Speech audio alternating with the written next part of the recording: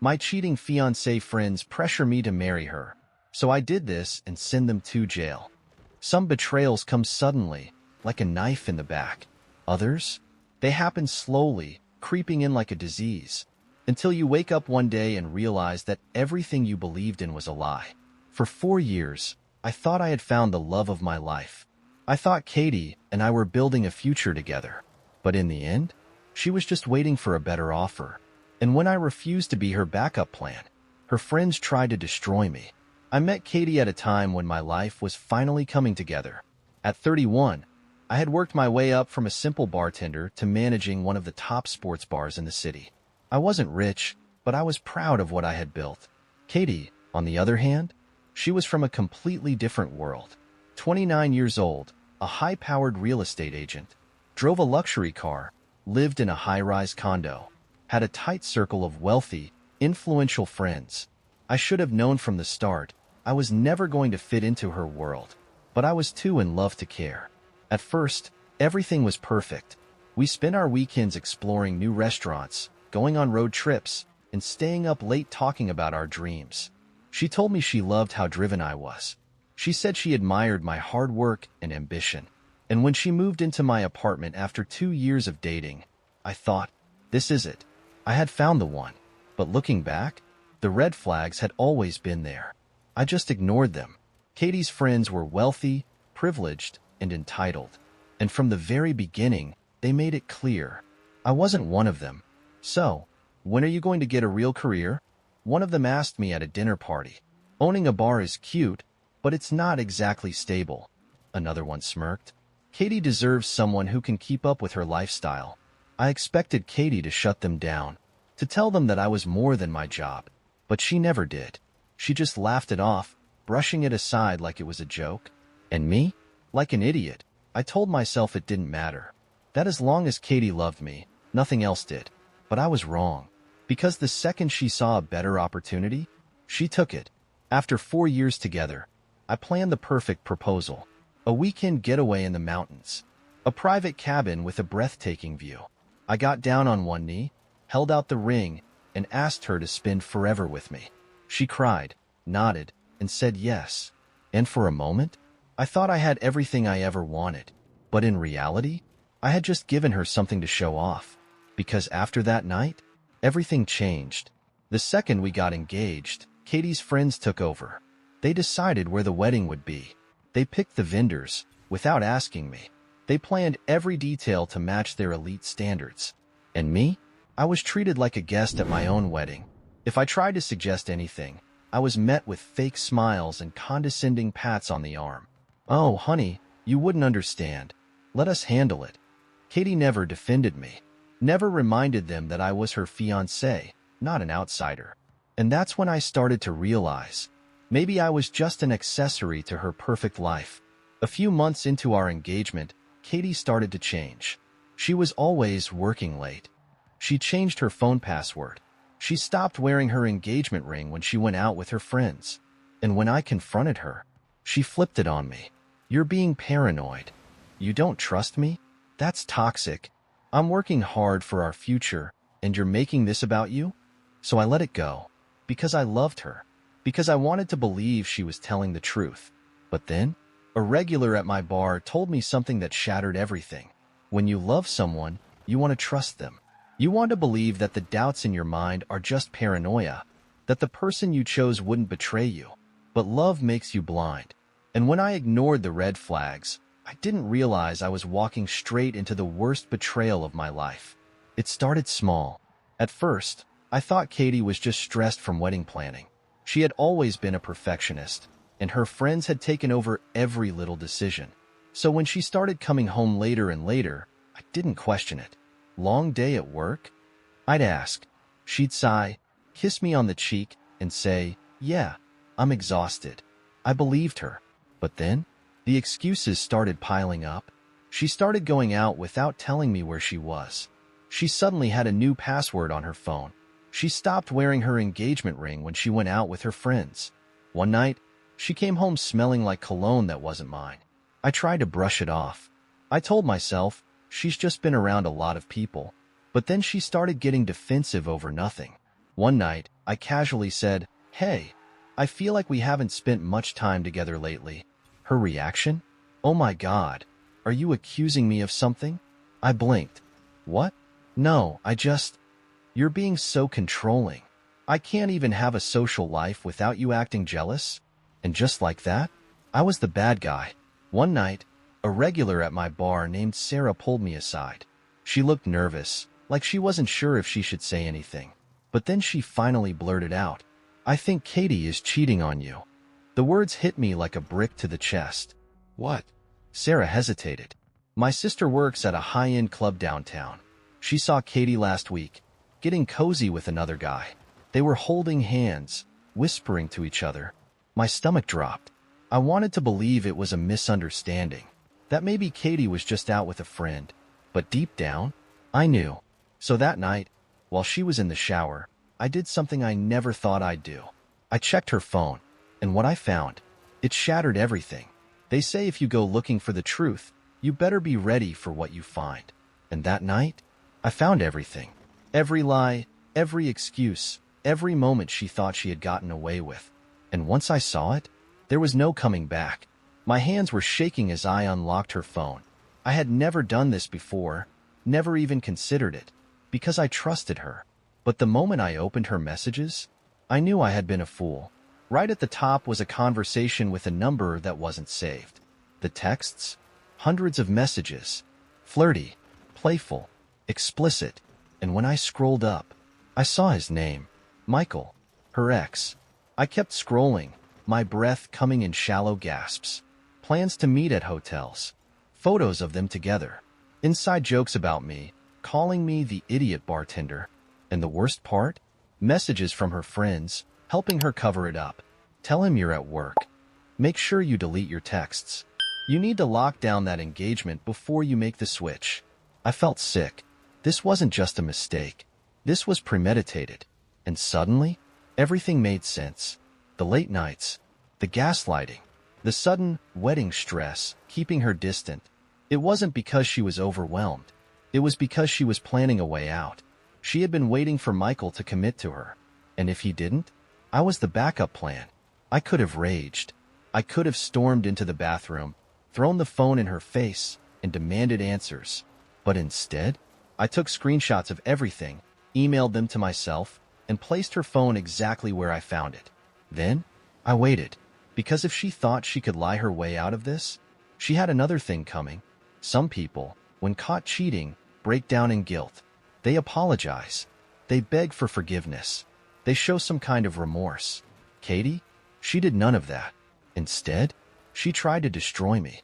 After finding the messages, the hotel bookings, the disgusting jokes about me, I had two choices: explode immediately and throw her out, stay calm and make her reveal her true self. I chose the latter, because I wanted to see just how low she would go. And trust me, she didn't disappoint. For the next 24 hours, I acted completely normal. I wanted her to think she had gotten away with it. I made her coffee in the morning. I asked about her day like usual. I even told her, "I love you," just to see if she would say it back. She did, with a smile, like she wasn't stabbing me in the back, like I wasn't about to burn her entire world down. That evening, I finally dropped the act. She came home, kicked off her heels, and sighed. Long day. I leaned back on the couch, my laptop open. "Yeah?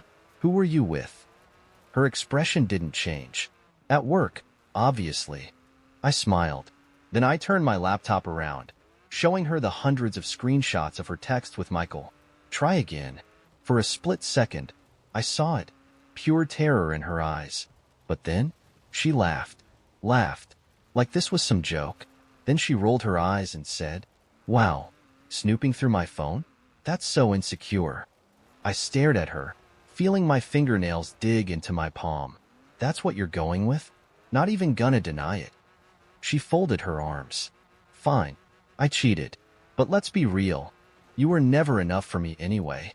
And just like that, I saw her for who she really was. She wasn't just a cheater. She was a monster. She flipped the narrative instantly. "You work late nights. What did you expect? You don't fit into my world. Michael is a real man. You run a bar." I let her ramble. because the more she spoke, the more disgusting she sounded. Then I calmly said, "Pack your things. You're leaving." Her eyes narrowed. "No, I'm not." And that's when she pulled out her phone and sent a message that would nearly get me killed. Catching my fiancé cheating should have been the worst part of my story. It should have ended with her packing her bags and leaving my life forever. But instead, it ended with me bleeding in a parking lot while her friends tried to destroy me. The moment I told Katie to pack her things and leave, she didn't cry. She didn't beg. She didn't apologize. Instead, she pulled out her phone and started texting. At first, I thought she was messaging her family, maybe calling a friend to pick her up. But when she smirked and put her phone down, something felt off. "Fine," she said, grabbing her purse, "but you'll regret this." And she meant it, because 20 minutes later, there was a knock at my door. I opened the door, expecting to see Katie with her bags, ready to leave. Instead, I found 5 of her closest friends standing in my doorway. They weren't here to talk. They weren't here to help. They were here to teach me a lesson. Before I could shut the door, one of them, her friend Greg, shoved me hard. I stumbled back, and suddenly, they pushed their way inside. Katie walked in behind them, arms crossed, smirking. "You thought you could just humiliate me and get away with it?" she sneered. Her friend Jessica stepped forward, poking a manicured finger into my chest. "You cheated on her first, didn't you?" I laughed bitterly. "Are you insane? I found her messages. She's been screwing Michael for months." Greg didn't like that, because the next thing I knew, a fist connected with my jaw, sending me stumbling backward. That's when it hit me. They weren't just here to intimidate me. They were here to hurt me. I barely had time to react before another one of her friends, Dylan, tackled me to the ground. "Hold him down," Katie said, her voice filled with venom. Jessica grabbed my shirt collar, while Greg kicked me in the ribs, hard. I gasped, pain exploding through my chest. And then, Katie walked over to my kitchen counter and grabbed the knife block. She pulled out a butcher knife, flipping it in her hand like she was deciding what to do next. And then she handed it to Greg. "Teach him a lesson." That was the moment I knew. They weren't playing. They were going to kill me. I couldn't fight back. Not against 5 of them. But I wasn't going to die in my own damn apartment. So while they were laughing, taunting me, passing the knife around like a joke, I did something Katie never saw coming. I reached into my back pocket, grabbed my phone, and pressed my emergency SOS button. 3 rapid clicks of the power button. Immediate call to 911. Silent recording activated. And then, I said the one thing that would make them incriminate themselves. "You really think you can get away with this?" Greg laughed, waving the knife in front of my face. "Who's gonna believe you? You don't have proof." Oh, but I did. Because they had just given it to me. The moment the sirens blared outside, panic set in, Katie's smirk vanished. Jessica dropped my shirt and backed away. Greg tossed the knife into the sink like that would erase what just happened. And me? I just lay there, bleeding, waiting. Because I knew, the second the cops came through that door, it was over for them. The police stormed in, weapons drawn, barking orders. Katie's friends tried to lie their way out of it, but it didn't matter. They were caught on my security cameras. My emergency call recorded everything. And their dumbass were still in my house when the cops arrived. Within minutes, they were in handcuffs. And Katie? She tried to throw them under the bus. I had nothing to do with this. They acted on their own. But the security footage told a different story. She had been the one to hand them the knife. She had been the one to order them to attack. And that made her just as guilty. For years, I had trusted Katie. I had loved her. I had planned a future with her. And in return, she sent her friends to beat me within an inch of my life. But now, I had something she and her entitled friends never thought I'd have. Power. Because with the evidence I had gathered, they weren't just going to jail. They were going to pay for what they did, permanently. The police didn't need long to build a solid case. With security footage, audio recordings, and my injuries, they had everything they needed. And the charges? Aggravated assault, felony, breaking and entering, felony, conspiracy to commit bodily harm, felony.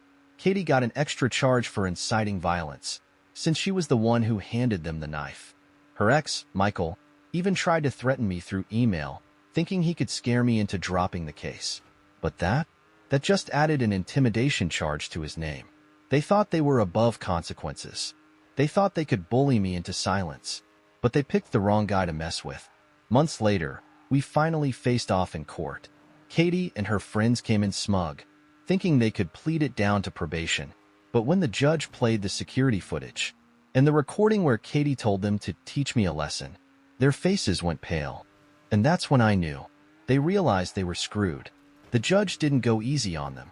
Greg, the one who hit me first, got 3 years in prison. Jessica and Dylan, the ones who helped hold me down, got 2 years each. Katie got 5 years for inciting violence. Michael, her ex, lost his law license after trying to intimidate me. And me? I walked out of that courtroom knowing I had finally won. Not just the legal battle, but my freedom. Because they thought they could ruin my life. But in the end, they only ruined their own.